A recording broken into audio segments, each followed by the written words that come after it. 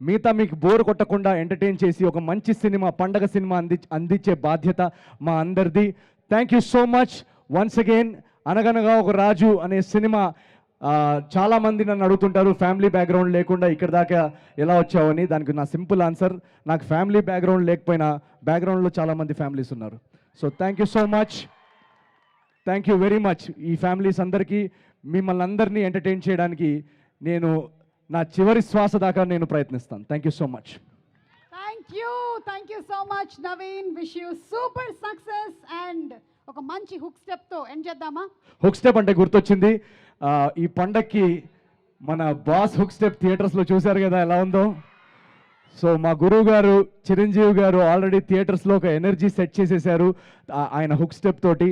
మళ్ళీ gang leader ఆ 90s మేము ఎలా అయితే చిరంజీవి గారిని చూసి ఒక ఈలేసేవాళ్ళం, ఆ సీను, ఆ ఎనర్జీస్ ఆయన థియేటర్లో సెట్ చేసేసారు.